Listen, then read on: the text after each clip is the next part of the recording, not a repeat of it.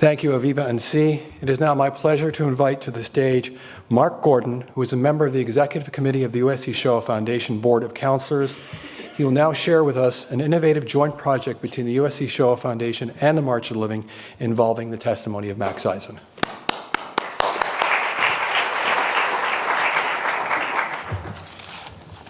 Thank you, Ellie.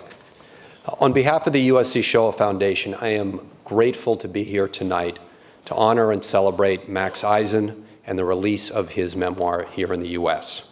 I want to thank our colleagues at Hanover Press for publishing and making this work so widely available. We want to thank the Museum of Jewish Heritage for hosting tonight's event, and to the Council General of Canada for the long support and involvement. And we want to thank the International March of the Living for the partnership between the International March of the Living and the USC Shoah Foundation, and for including us in this very auspicious event tonight. The USC Shoah Foundation began working with Max and his family in 2019 through this partnership with the International March of the Living. And together, these organizations have a joint project to gather the testimonies of Holocaust survivors in a 360-degree video method in the authentic original locations. Together, we are working to film at least 10 survivors as they take us on a journey from their hometowns to the sites of liberation, sharing their unique and personal stories in the places where they experienced them. Eventually, these testimonies will be deeply integrated into the programs and experiences created by the March of the Living. Max is one of 4 survivors so far who have participated and been filmed on location. Our team traveled with Max to the Auschwitz-Birkenau State Museum for a day as he shared his story with us and with his son, Ed, who was on the march for the first time. We traveled to Košice, Slovakia, and his hometown of Moldava, also in Slovakia, where Max recalled his childhood and invited us to share in what is likely, I'm told, his last goodbye to his hometown, a once vibrant pre-war Jewish community that now exists only through him. This community will not be forgotten thanks to his 360 on-location interview and the loving details he so generously included in his memoirs. This is all in addition to the USC Shoah Foundation having not 1, but 2 life history interviews of Max in our visual history archive.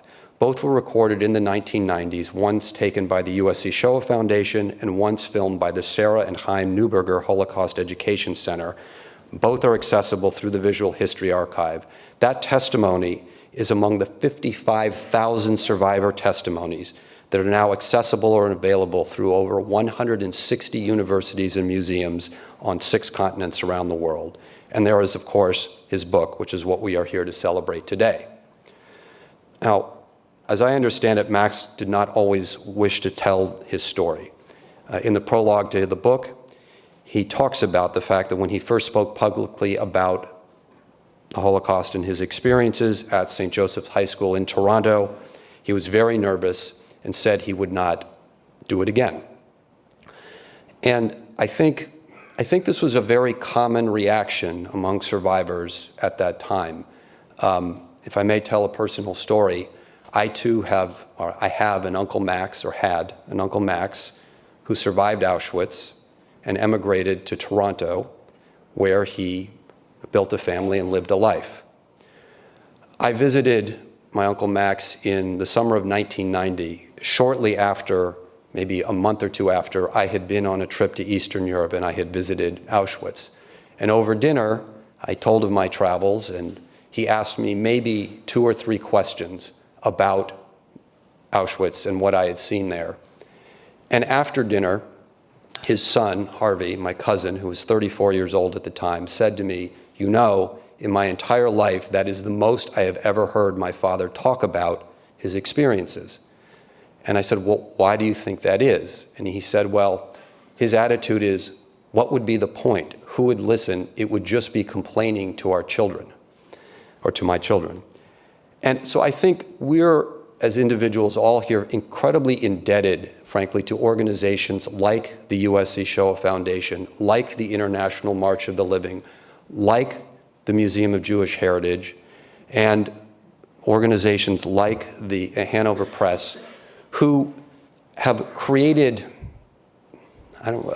outlets or a forum for and a structure around hearing and learning the stories of the survivors so that they could be passed down, so that we could learn from them, and so that hopefully never again.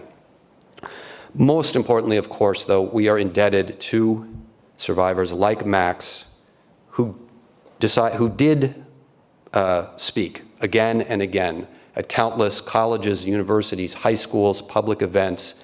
I think he's led 21 trips to Auschwitz, where he's educated both students and adults and shared his experiences, in addition to, of course, giving his testimony, participating in the 360-degree video with the International March of the Living, and of course, publishing this memoir.